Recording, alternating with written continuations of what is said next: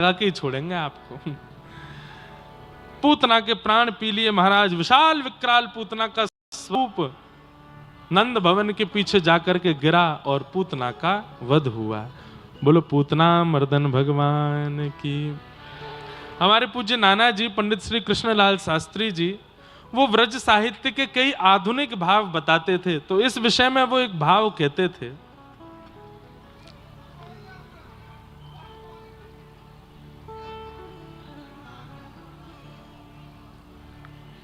बैठ जाओ, ये शांति से व्यवस्था करवाओ, हल्ला नहीं करना, बिल्कुल चुपचाप सब लोग बैठ जाओ। क्या बता रहा था मैं? हाँ, तो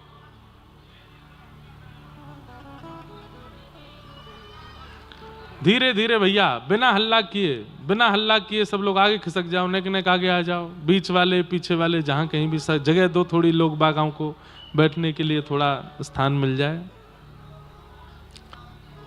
अरे भैया हल्ला नहीं, धीमे धीमे, बिल्कुल धीमे। भैया हमारो इतनो महंगो माइक फेल है गयो आज कटनी में। इतने महंगे माइक पे हम चिल्ला धीरे धीरे बोलते हैं तो आवाज हमारी इतनी तेज नहीं भाई, कटनी के पानी में ताकत बहुत है। तो अब हमारा पूरा जो प्रवाह है ना वो रुक जाता है। कहीं से आ रहा था, क्या बता रहा था मैं? हैं? हाँ, नाना जी की बात, बहुत बढ़िया, सुनते तो हो आप लोग कथा। अब इसमें भी हम सकारात्मकता ये सोचेंगे कि बीच में ऐसे करवा के ठाकुर जी मानो परीक्षण करवाते हैं, देख भैया श्रोता ऐसे ही नहीं है, सब सुनने वाले हैं, तेरो प्रवाह टूट जाए इनको ना टूटे।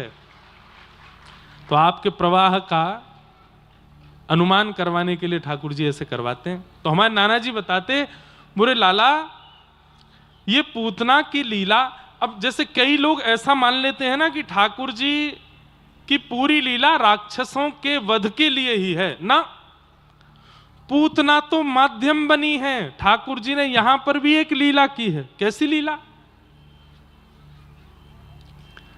बोले भैया 6 दिन के ठाकुर जी है गए और भीड़ इतनी लगी है नंद भवन के बाहर ठाकुर जी के दर्शन करवे की, एक एक करके अंदर जा रहे हैं तो भी दिन भर में 1000, 1500, 2000, 3000, 4, 10,000 लोग दर्शन कर लेते होंगे लाला का। इस बीच में ठाकुर जी पौड़ जाते होंगे, मैया सुलाती होगी, उतनी देर दर्शन बंद रहता होगा। और यहां भीड़ लगी है लाखों करोड़ों की, और 33 कोटि देवता और आए हैं रूप बदल बदल के, सब भेष बदल बदल के खड़े हैं वहां पर। अच्छा चलो इन लोगों की भीड़ की बात अलग, 33 कोटि देवताओं की बात अलग, और उनका नंबर कब आएगा इसका कोई, अगर एक एक करके भी नंद भवन के भीतर जाएंगे तो सालों लगेंगे सबको दर्शन करने में ठाकुर जी के। ठाकुर जी ने विचार किया इतनी भीड़ लगी नंद भवन के बाहर, कैसे दर्शन दें सबको। ये तो एक बात थी ही। नाना जी बोले दूसरी एक बात और थी। बोले क्या?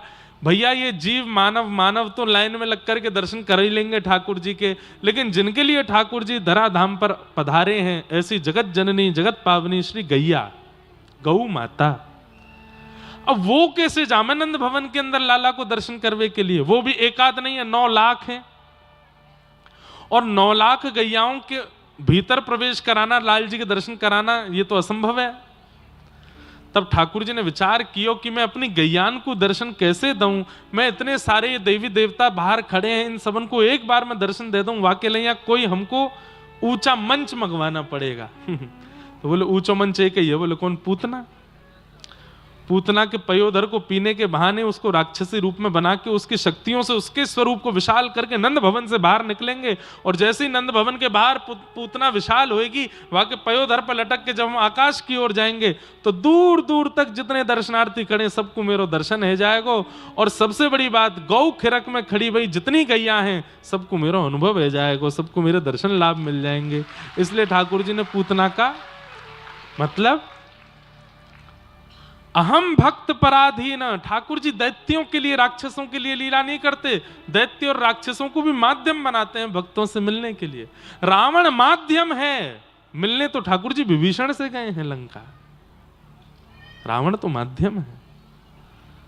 तो हर लीला के चिंतन में यदि आप प्रवेश करेंगे जहां कहीं भी राक्षस आए हैं वहां कहीं ना कहीं किसी भक्त पर अनुग्रह और किसी भक्त की प्रधानता के लिए ही ठाकुर जी ने लीला की। राक्षस कोई बड़ी खीर थोड़ी ठाकुर जी के लिए। अरे ठाकुर जी नहीं चाहे तो 84 कोस में प्रवेश ही नहीं कर सकती पूतना। और वही हुआ जब पूतना के ऊपर से ठाकुर जी को उतार करके लाए, सब ब्रजवासी घबरा गए। अरे लाला राक्षसी छूलई लाला ने, निश्चित ही लाला को कोई अला बला कोई नजर नहीं लग गई हो। सब गोपियां बोली कहा करें, कौन से वैद्य के पास जाएं? तब ब्रजवासियों ने कही, बोले हमारे ब्रज की सबसे बड़ी वैद्य तो गैया है। मैया तुम लाला को गैया के पास ले चलो और गैया की पूंछ से झाड़ो दे दो। और आगे वर्णन है, गौमूत्रेण स्नापित्वा पुनर्गौरज सार्भकम। अब देखिए माध्यम पूतना को बनाया है, पर 6 दिन के ठाकुर जी नंद भवन से बाहर निकल के गौशाला जाना चाहते हैं, इसीलिए पूरी लीला है। सब ब्रजवासी ठाकुर जी को लेकर गौशाला में गए हैं। सब गैयाओं के कान खड़े है गए हैं, पूंछ उछाल रही हैं। सब गैयाओं के नेत्रन में आंसू आ गए। क्यों? हमारे गोपालक गोपाल आए हैं। 6 दिन के ठाकुर जी को दूर से ही गैयाओं ने देखा। सबके पयोधर से स्वतः ही दुग्ध निकलने लगा। अरे ऐसी गैया जिनके पयोधर में दूध नहीं था वे भी रुदन करने लगी। आज श्याम सुंदर आए हैं हमारी गौशाला में खिरक में, हे विधाता मुझ पे कृपा करो, मेरे पयोधर में दुग्ध प्रदान करो। उनके भी दुग्ध प्रवाह होने लगा। यमुना जी के जल के प्रवाह में दुग्ध जाकर के मिल गया, मानो जैसे संपूर्ण व्रजमंडल का क्षीर अभिषेक किया हो गैयाओं ने। ठाकुर जी आए, गौमूत्र से स्नान कराया, पुनर्गौरज सार्भकम, गौरज को 12 अंगों पे लगाया और गौ पुच्छ से ठाकुर जी को झाड़ा। एक बात हमारी सुनिएगा बंधु, बहुत साइंटिफिक बात बता रहे हैं आपको। 5 वर्ष तक के बालक को नित्य गौशाला लेकर के जाइए और गौरज उसके माथे से लगाओ, गौ पूंछ से उसको झाड़ा। इस रूप से बालक को यदि कोई गंभीर रोग हो तो निश्चित ही गौशाला लेकर के जाओ। उससे क्या होता है, हम आप सब लोगों के तन में बनने वाले ऐसे कितने विषैले रोग हैं जिनकी जड़ी बूटियां जंगल में होती हैं, जिनकी जड़ी बूटियां जंगल में होती हैं, जिसको हम नहीं खा सकते, वो कशैली होती हैं, विषैली होती हैं। लेकिन गौ जैसे ही आप गौ पुच्छ को पकड़ के बालक के ऊपर फेरते हैं तो गौ अपनी पूंछ से अनुभव कर लेती है कि इस बालक को रोग क्या है। और गैया फिर जब गौचारण करने के लिए जाती है तो वो उसी रोग की स्पेसिफिक जो जड़ी बूटी होती है उसको खा के आती है। और खा करके जब आती है दुग्ध देती है या पुच्छ से जब झाड़ा दिलाती है या गौरज उस बालक के स्पर्श में आता है तो कहीं ना कहीं अंदरूनी रूप से वही जड़ी बूटी बालक तक पहुंच जाती है और उसका वह रोग निवृत्त हो जाता है। लेकिन आजकल हम लोग इन बातों पर भरोसा करते नहीं हैं। श्री ठाकुर जी इतने सुंदर क्यों हैं? ठाकुर जी इतने आकर्षक क्यों हैं? ठाकुर जी इतने हिष्टपुष्ट बलवान क्यों हैं? आज तक ठाकुर जी को कोई की नजर वजर अला बला इतने बड़े बड़े विपत्तियां वृंदावन में आई। अब ये विषय तो एक है कि वो भगवान है, पर दूसरा विषय ये भी तो है कि वो पूर्ण मानव लीला कर रहे हैं, फिर भी कोई बाल बाका क्यों नहीं कर पाया? क्योंकि नित्य यशोदा मैया गौ पुच्छ से लाला को झाड़ा लगाती है, गौरज माथे से लगाती है। हम लोग ये बात जिस दिन मान लेंगे कि गैया जीव नहीं है, गैया कोई जानवर नहीं है, गैया साक्षात वैद्य है, गैया साक्षात श्री ठाकुर जी की प्रियसी है, और उस दिन से गैया का अनुभव और गैया का सेवा करना प्रारंभ कर दें, कितना अनुभव आपको अपने जीवन में होने लगेगा कि पवित्र हो रहा है। गौ पूजन करो। विशेष रूप से 5-6 वर्ष तक के बालक जब तक नहीं हो जाए, नित्य हफ्ता में एक बार तो गौशाला उनको लेके जाओ, गौ सेवा उनसे कराओ, गौ स्पर्श कराओ और गौ पुच्छ से झाड़ा और गैया के खुर के नीचे से रज लेकर के बालक को लगाओ नित्य। नजर किसको कहते हैं बंधु? कभी मां की नजर क्यों नहीं लगती बालक को? बालक इतना सुंदर है, मां की नजर क्यों नहीं लगती? क्योंकि उसके चित्त में वात्सल्य है। नजर उनकी लगती है जिनके चित्त में प्रेम नहीं होता, जिनके चित्त में वात्सल्य नहीं होता, जिनके चित्त में ईर्ष्या होती है, जिनके चित्त में विषाद होता है। वो जब अपनी कशैले नेत्रों से देखते हैं तो नजर लग जाती है। मां की नजर कभी नहीं लगती बालक को, दूसरों की नजर लगती है। पर नित्य गौ संरक्षण करने वाले और गौ आशीष में जाने वाले बच्चों को नजर नहीं लगती। क्यों? गैया रक्षा करती है उनकी। तो ऐसे ठाकुर जी को लेकर के मैया गौशाला गई और वहां जाकर के गौपुच्छ से झाड़ा लगाया। धीरे धीरे ठाकुर जी अब 3 महीना के भये और 3 महीना के हेते ही ब्रजमंडल में सक्टासुर का आगमन हो गया। आहा, 3 महीना के लाला भये सक्टासुर का वध ठाकुर जी ने किया। कैसे वध किया? 3 महीना के ठाकुर जी ने पहली बार करवट बदली और जैसी करवट बदली महाराज पूरे ब्रजमंडल में उत्सव मनाया गया। बधाई हो, बधाई हो। काय बात की बधाई? बोले नंद जी के लाला ने करवट लियो है। तो बोले भैया इतनी सी बात पे बधाई क्यों है रही है? बोले ब्रजवासी जन प्रतीक्षा कर रहे हैं, अभी करवट लइए, कछु दिना बाद बैठवे लग जाएगो, कछु दिना बाद बोलवे लग जाएगो, फिर चलवे लग जाएगो और फिर जैसे ही नंद भवन से बाहर निकलेगो फिर हम अपने घरन में खूब सुंदर सुंदर मक्खन निकालेंगे, खूब सुंदर सुंदर उत्सव करेंगे, लाला को बुलाए करेंगे, वह बहाने हमारे घर आएगो, हमारी गोद में बैठेगो, हमारी गोद में खेलेगो। उसकी प्रतीक्षा में ब्रजवासी उत्सव मना रहे हैं। सबको यूं लग रही है जल्दी लाला बड़ो होए और बोलनो चलनो फिरनो सीख जाए तो नेक हम पे कृपा करे। इसलिए प्रथम करवट उत्सव खूब धूमधाम से मनाया गया।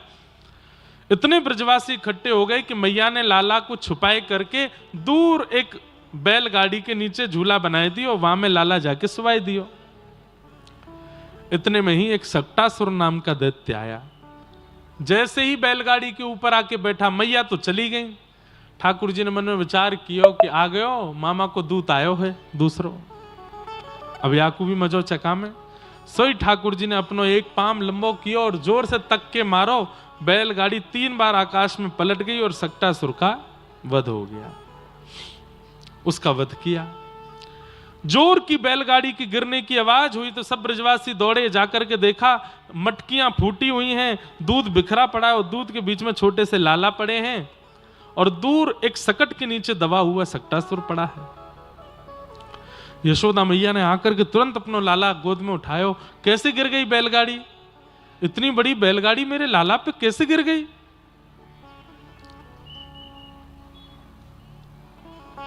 नते श्रद्धा धीरे गोपा बाल भाषित मृत्युतः अप्रेमयम बलम तस्य बालकस्य नते। इतनी बड़ी बैलगाड़ी कैसे गिरी लाला पे?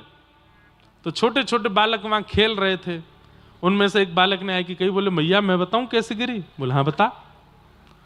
तेरो मैया लाला है ना ये छोटो सो? बोले हाँ। या ने अपनो एक पाम लंबो कियो मैया, और इतनो लंबो कियो, इतनो लंबो कियो, इतनो लंबो कियो, लंबो करके पीछे करके जैसे ही मारी याने सोई बैलगाड़ी 3 बार आकाश में यूं घूम के धम्म ते नीचे गिर गई। मैया मैंने देखी अपनी आंखन ते।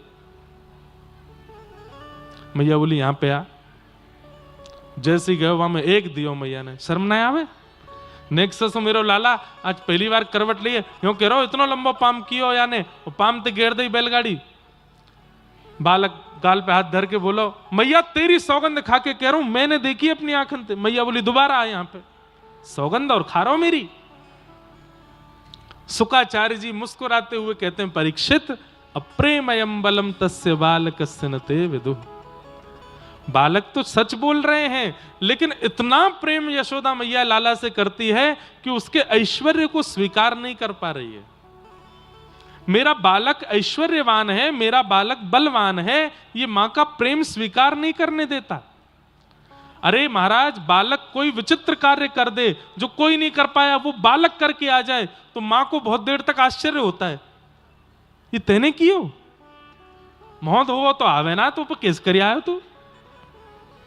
हमारी माता जी, हम जब कथा सुनाते हैं, खूब सारे लोग जब कथा सुन लेते हैं तो कभी कभी जाते हैं, हमारी माता जी कहती, अरे तू ही करे कथा? मैंने हाँ मैया हम ही करें। लगे तो है ना। मैंने क्यों?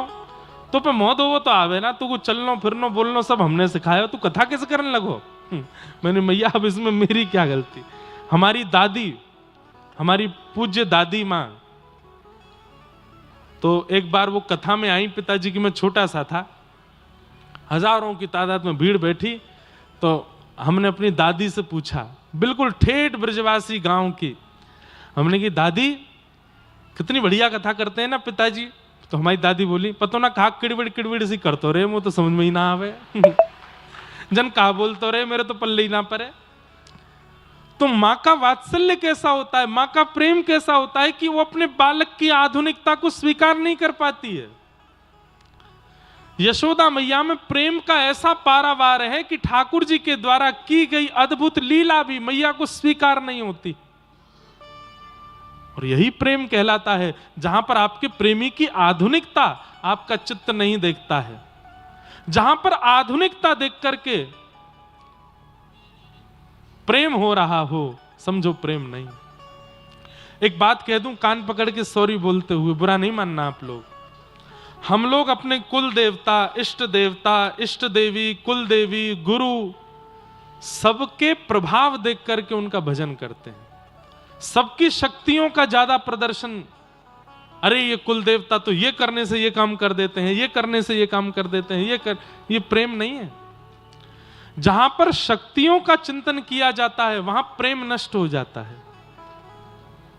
शक्तियों का, हमारे सब लोग इधर देखो, ध्यान से कथा सुनो। ब्रह्मांड में सब जगह सबकी शक्तियों का प्रदर्शन किया जाता है, सिवाय हमारी व्रजेश्वरी श्री राधा रानी की शक्ति का प्रदर्शन नहीं। केवल और केवल उनके स्वभाव की चर्चा की जाती है, उनके केवल स्वभाव की बातें की जाती हैं। वो शक्तिशाली हैं ऐसा नहीं कहते, वो शक्तिमान हैं ऐसा नहीं कहते, और कह भी देते हैं तो फिर तुरंत उसको गौड़ कर लिया जाता है, तुरंत उसको भीतर विराजमान कर लिया जाता है। तो अपने इष्ट, अपने प्रेमी, अपने दैव के शक्ति का चिंतन नहीं, उनके स्वभाव का चिंतन करो, स्वभाव का अनुभव करो। स्वभाव का चिंतन आवश्यक है।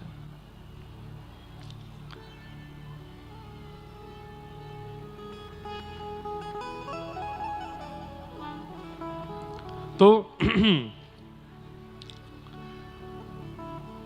अप्रेमयम बलम तस्य बालकस्य न ते विदुः।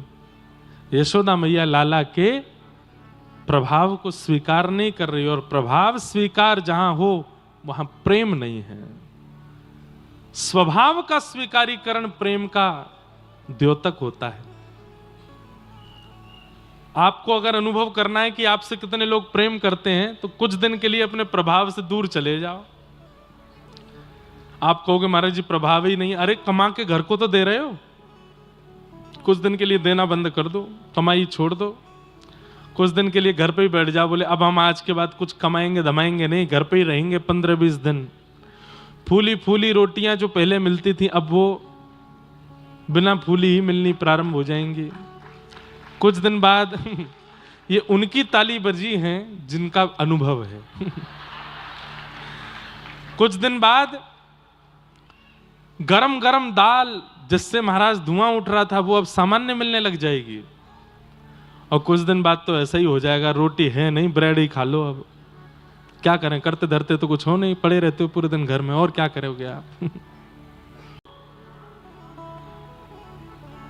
श्री धाम वृंदावन से हमारे श्री हित राधिका शरण जी महाराज पधारे हैं। बहुत बहुत आपको प्रणाम, बहुत बहुत आपको वंदन। सब कटनी वासियों की ओर से आपको प्रणाम, स्वागत, अभिनंदन। तो क्या निवेदन कर रहा था मैं? कुछ दिन प्रभाव से विलग जाकर के देख लीजिए, और कितने आपके हैं आपको पता चल जाएगा। आपके अपने ही आपको छोड़ने। एक पद है, गा दूं?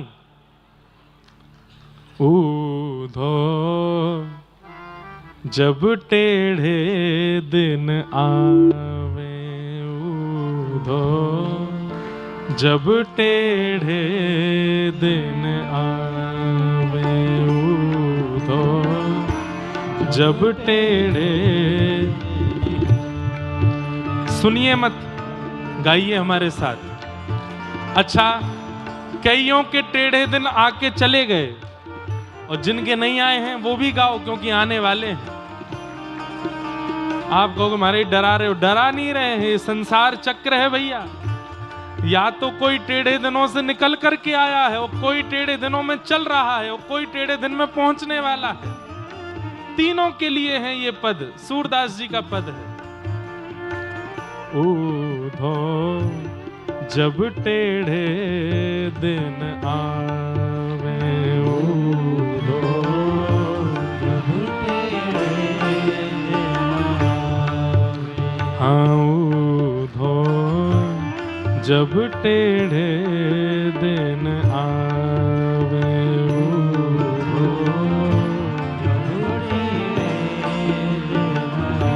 जब टेढ़े दिन आवे,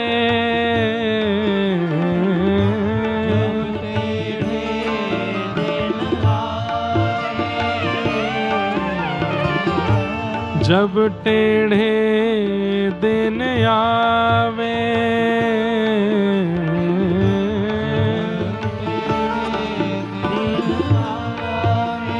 ऊधो जब टेढ़े दिन आवे,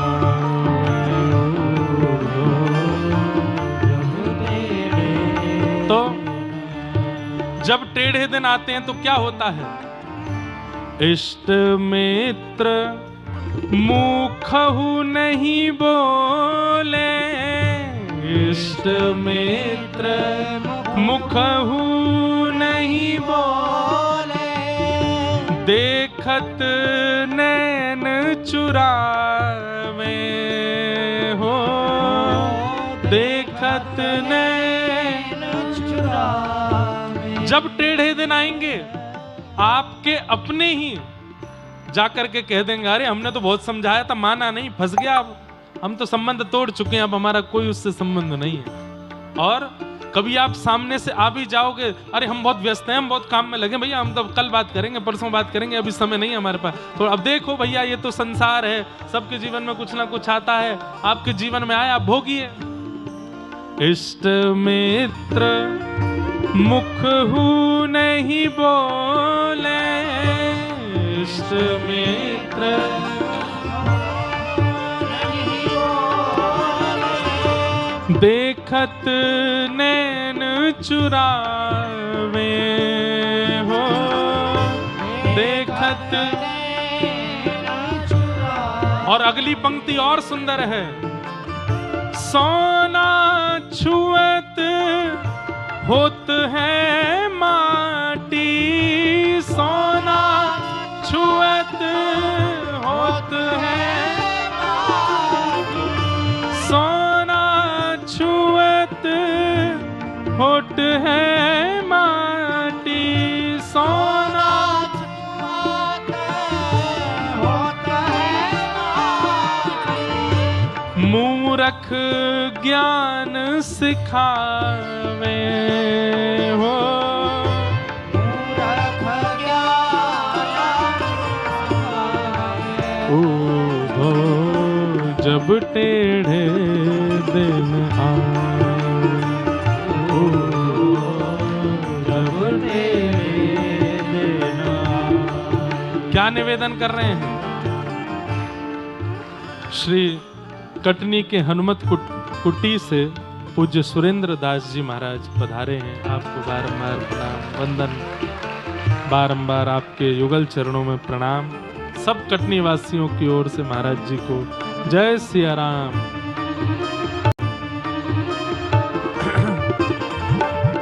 जब टेढ़े दिन आते हैं तो क्या होता है भाई, ये सुनने वाला विषय है। एक बात सुनिए हमारी, ज्यादा मीठी मीठी कथा सुनने के आदि मत रहा कीजिए। मीठा मीठा खाओगे शुगर हो जाएगी। कभी कभी करेला घिया भी खाना चाहिए, कभी कभी कड़वी दवाई भी लेनी चाहिए। क्यों? मीठे खाने की क्षमता उसी को आती है जिसके भीतर शुगर लेवल कम हो। मतलब खूब करेला आदि पा रखा होगा तो मीठा खाने में दिक्कत नहीं होगी। जब टेढ़े दिन आते हैं तो क्या होता है? बोले इष्ट मित्र मुख हूं नहीं बोले, देखत नैन चुरावे। और कहां एक समय आपका ऐसा था कि महाराज लोहा छूते थे तो सोना बन जाता था। लोग बाग कह देते थे एक बार हमारे घर में आ जाओ, चरण पधरा जाओ, हमारा घर मंगल हो जाएगा। एक बार हमारे दुकान पे आ जाओ, हमारी कमाई चलने लगेगी। अब क्या हो गया है, सोना छुअत होत है माटी। अब सोना छूते हैं तो मट्टी बन जाता है। और जब टेढ़े दिन आते हैं तो क्या होता है, अत्यंत मूर्ख व्यक्ति भी ज्ञान देने लग जाता है। मूर्ख ज्ञान सिखावे हो, मूर्ख ज्ञान। अच्छा एक बात, वो ज्ञान सिखा रहा है ये तो एक बात है, लेकिन आपको भी वो बात सुननी अच्छी लगने लगेगी। अरे भाई हो ना हो, ये ठीक ही कह रहा होगा। मूर्ख भी ज्ञानी जैसा लगने लगता है।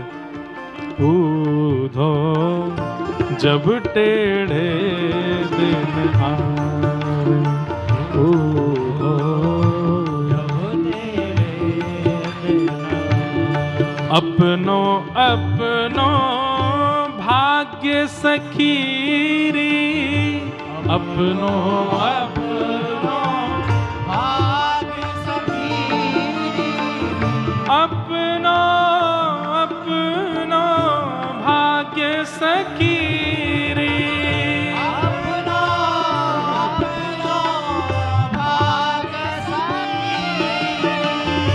काको दोष लगावे हो, काको दोष लगावे हो, सूरदास विधि ना के आगे, सूरदास विघ्ना के आगे, छिन भर टरत न पावे हो, छिन भर टरत न पावे। ऊधो जब टेढ़े दिन आवे, ऊधो जब टेढ़े दिन आवे, ऊधो जब टेढ़े दिन आवे, ऊधो जब टेढ़े दिन। तो जब टेढ़े दिन आते हैं तो सब ऐसा ही होने लगता है। क्या क्या होता है, बोले इष्ट मित्र मुख हूं नहीं बोले, देखत नैन चुरावे, सोना छुअत होत है माटी, जब मूर्ख ज्ञान सिखावे। एक बार कबीरदास जी के यहाँ प्रभु श्री राम शंकर जी को, हनुमान जी को, सबको लेकर के पहुंचे। रूप बदल करके खूब सारा धन धान्य लेके सेठ बन करके राम जी पहुंचे और पूरे काशी के नगरी में गली मोहल्लों में पूछते जा रहे हैं, बोले भैया कबीरदास कहाँ हैं? तो गली मोहल्ले के लोग बोले कौन कबीरदास? पड़ोसी हैं जबकि, फिर भी बोल रहे कौन कबीरदास? बोले अरे कबीरदास हम नहीं जानते किसी कबीरदास को, कोई और होगा, कहीं और होगा, हम किसी कबीरदास से हमारा कोई परिचय नहीं। सब लोग मना करते चले गए, हम नहीं जानते कबीरदास को। ठाकुर जी फिर भी कबीरदास के घर पहुंच गए। कबीरदास जी घर थे नहीं। भीतर से माता जी निकल के आई, उन्होंने द्वार खोला, बोले कहिए कौन? बोले हम फलाने नगर के सेठ हैं तीनों चारों, हम अपने स्वामी कबीरदास से मिलने आए हैं, उनके बड़ी कृपा है हमारे ऊपर, उनके साल भर का जितना जो है कर है वो देने आए हैं। बैलगाड़ियों से कपड़े हटाए तो सोने चांदी हीरे जवाहरातों से भरी हुई बैलगाड़ियां। नगर के जितने लोग मना कर रहे थे हम कबीरदास को नहीं जानते, सब खिड़की से झांक तो रहे थे कि ये सेठ साहूकार कबीरदास का पता क्यों पूछ रहे हैं। सब ने मना किया कि हम कबीरदास को नहीं जानते। तब ठाकुर जी ने कहा अरे हम कबीरदास के घर आए हैं, ये सब दक्षिणा उसको देने आए हैं, सारा उसका कर देने आए हैं। मां बोली मेरे कबीर के इतने पैसे नहीं होंगे। अरे वो तो कपड़े भी उतने ही बुनता है जिससे कल सुबह की रोटी बन जाए, उससे ज्यादा की अगर उसको आमदनी हो जाती है तो वो दान कर देता है, इतना कर उसका नहीं हो सकता, कोई और कबीरदास होगा, कोई और कबीरदास होगा। ठाकुर जी बोले भैया आपका ही पुत्र कबीरदास है। बोले आपके पास क्या प्रमाण है? बोले हम उस कबीरदास की खोज कर रहे हैं जो रामानंदाचार्य जी का शिष्य है। मां बोली वो तो मेरा बेटा ही है फिर तो। बोले हाँ तो ये सारा धन उन्हीं का ही है। इतना सुनते ही गली मोहल्ले नगर के लोग आके बोले हम भी जानते तो हैं। अच्छा, इन कबीरदास की पूछ रहे थे क्या आप? ये तो हमारे संबंधी हैं, हमारे संग बचपन में बैठ के भोजन करते थे, हमारे संग कंचा खेलते थे। अरे जब इनके यहाँ कुछ ऐसी जरूरत थी, मैंने मुझे दादा बोलते हैं, मुझे काका बोलते हैं, प्रेम से मेरे यहाँ कभी कभी दूध पीने आ जाते हैं। सबके संबंध निकल के आ गए। जैसे ही पता चला कि सोना चांदी सब कबीरदास के लिए आया है। कबीरदास जी घर छोड़ के कहीं चले गए थे। ठाकुर जी बोले भैया ढूंढवाओ उनको। तो सारे गली मोहल्ले के लोग, जिन पर 2 मिनट बात करने का समय नहीं था, अपने घर परिवार के कामों को छोड़ के कबीरदास को ढूंढने निकल गए। क्यों? संपत्ति आई है कबीर के पास। संसार तो ऐसा है भैया, जब इस संसार को दिखता है कि आपके पास कुछ है और आप कुछ हो, तो आपकी जय जयकार है, आपकी वाहवाही है। लेकिन आपके टेढ़े दिन आते हैं और सब जब छूटने लगता है, तो ये टेढ़े दिन भी आने चाहिए। क्यों? इनसे पता चलता है कि अपना कौन है और पराया कौन है, इससे स्पष्ट होता है। सोना छुअत होत है माटी। टेढ़े दिन जिसके आते हैं भैया, वो बनी बनाई चीज पे भी हाथ धर देता है तो वो खराब हो जाती है।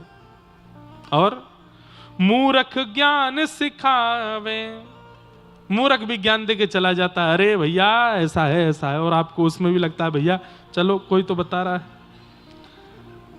लेकिन सूरदास जी कहते हैं अपना अपना भाग्य सखीरी। क्रिकेट में बैट्समैन जब आउट हो जाता है ना, तो पिच को दोष देगा, पिच पे बहुत बॉल उछल रही थी, मेरे बैट में आज ये नहीं था, आज मुझे पसीना बहुत आ रहे थे, मुझे गर्मी बहुत लग रही थी, मैंने पानी नहीं पिया था, मैं भोजन करके चला गया था, आदि आदि जो भी बात। लेकिन भैया स्वीकार करो अपना अपना भाग्य सखीरी, काको दोष लगावे, सूरदास विधि ना के आगे, एक टिक नहीं पावे। ये वैसे पद पता है कब का है? जब ठाकुर जी व्रत छोड़ के चले गए, उस समय गोपियां उद्धव जी से कहती, उद्धव ये तो हमारे टेढ़े देने लाला चलोगे हो, या हमारे तेरे जैसो मूर्ख भी आके हमको ज्ञान दे रहे हो और हम को भी सुनने टेढ़े देने। अद्भुत प्रसंग है उद्धव गोपी संवाद। वृष्णि नाम प्रवरो मंत्री कृष्णस्य दयित सखा शिष्यो बृहस्पतिर साक्षात। उस उद्धव को गोपियां कहती है मूर्ख, हमको ज्ञान देने आया है। प्रेम। तो हम कहां चल रहे थे कि प्रेम में ऐश्वर्य देख लिया गया हो और तब प्रीति हो रही हो, वो प्रेम नहीं है, वो स्वार्थ है। यशोदा मैया लाला के ऐश्वर्य को स्वीकार नहीं कर रही हैं। धीरे धीरे ठाकुर जी 1 बरस के हो गए और 1 बरस के ठाकुर जी के 2 दांत निकल के आए हैं महाराज। अब ठाकुर जी के जैसे 2 दांत निकल के आए तो ठाकुर जी के मन में आई, कैसे बताऊं सबन को मेरे दांत निकल आए, बोलना भी आता नहीं है। तो बगल में दाऊ दादा बैठे थे, दाऊ दादा का हाथ पकड़ के पहले तो खेलते रहे और खेलते खेलते मुंह के पास ले जाके जोर से काट गए। और जैसे ही ठाकुर जी ने अपने 2 दतुइयां गाड़ी बलराम जी के हाथ में, दाऊ दादा जोर से चिल्ला, मैया मैया मैया, लाला खागो लाला खागो लाला खागो। यशोदा मैया दौड़ी दौड़ी आई, ये दाऊ काई को हल्ला करे, ए लाला के ऐसे कोमल से मसूड़े हैं, अभी अभी दांत तो निकले ना है, खाऊ जावे को तो लगेगी है ना। अरे नहीं मैया, मोटे मोटे आंसू निकल आए दाऊ, तो देखो लाला खागो। मैया ने जैसे हाथ देखे तो 2 दांत गड़ रहे थे भीतर। मैया बोली, है लाला होठ ऊपर करियो। ठाकुर जी होठ ऊपर करके दिखाए तो 2 दांत दिखे। मैया बोली, अरे ढोल बजाओ नगाड़े बजाओ अबीर गुलाल उड़ाओ। बोले काई को? बोले लाला के दांत निकल आए हैं। दाऊ दादा बोले भली चलाई, मोह खागो, मेरे लग गई, यहां ढोल बज रहे हैं। अब तो महाराज भीड़ लगी ब्रजवासियों की, क्यों? लाला ने हमारी उंगली खा के दिखा दे, कैसे खावे। ठाकुर जी सबको काट काट के दिखा रहे हैं। और जहां ठाकुर जी अपने दांत गाड़ देते हैं, लोग बाग उसी स्थान को ऐसे प्रणाम करते हैं, अरे नंद जी के लाला ने खायो, अरे देख मैं खागो। जैसे वोट देने वाला व्यक्ति अपनी उंगली दिखाता है सबको, देखो वोट हो गया। ऐसे ठाकुर जी सबको काट रहे हैं। यशोदा मैया लाला को बोलना सिखाती है, लाला बोल मैया, नहीं बोलते। लाला बोल दादा, नहीं बोलते। लाला बोल भैया, नहीं बोलते। सब बुलवाते हैं मैया, कुछ नहीं बोलते ठाकुर जी। 1 दिन 2 दिन 10 दिन 15-20 दिन निकल गए, मैया समझाते समझाते ठाकुर जी नहीं बोले। एक दिन मैया लाला को लेके जैसे गौशाला में गई, गायों के ऊपर मैया हाथ फेर रही थी। मैया बार बार समझाती, लाला कछु तो बोल, कछु तो बोल। ठाकुर जी बोलते नहीं। लेकिन आज मैया ग्वारियाओं से बात कर रही थी तो बीच बीच में गैया शब्द बोल रही थी। ठाकुर जी ने ध्यान से सुना और आज पहली बार ठाकुर जी बोल पड़े गैया। और जैसे ही गैया बोली ठाकुर जी ने, अब तो पूरे दिन ठाकुर जी गैया गैया गैया गैया गैया बोलो। सबसे पहला विश्वनाथ जगन्नाथ ने धराधाम पर कृष्ण अवतार लेकर के सबसे पहला शब्द यदि बोला है तो क्या बोला? गैया। गैया नाम उच्चारण किया। अब तो मैया गोद में लेकर के डोल रही है, यहां ते वहां सबको, अरे मेरो लाला बोलन लगो। दाऊ दादा ने जैसी गोद में लिए तो बोले दादा, नंद बाबा ने गोद में लिए तो बोले बाबा, रोहिणी मैया ने गोद में लिए तो बोले मैया। अब तो सबके नाम ठाकुर जी धीरे धीरे बोलने लगे हैं। अब मैया ने देखी कि लाला के दांतों ने कर आए, बोलना सीख गया। मैया उंगली अपनी पकड़वाती है और ठाकुर जी से धीमे धीमे धीमे धीमे चाल चलवाती, अब चलना सिखाती है। थोड़ी दूर तक ठाकुर जी चलते हैं, इतने मैया अपनी उंगली हटा देती है और ठाकुर जी दोनों भुजा उठा करके धीमे धीमे चरण आगे रखते हैं और चलते चलते धम्म से गिर पड़ते हैं। आकाश में खड़े हुए देवता कह रहे हैं, बताइए, पूरे विश्व को बोलने की शक्ति प्रदान करने वाला, पूरे विश्व को चलने की शक्ति प्रदान करने वाला आज व्रजवासियों के प्रेम में आसक्त होकर के बोलना सीख रहा है, चलना सीख रहा है, सब क्रिया कर रहा है।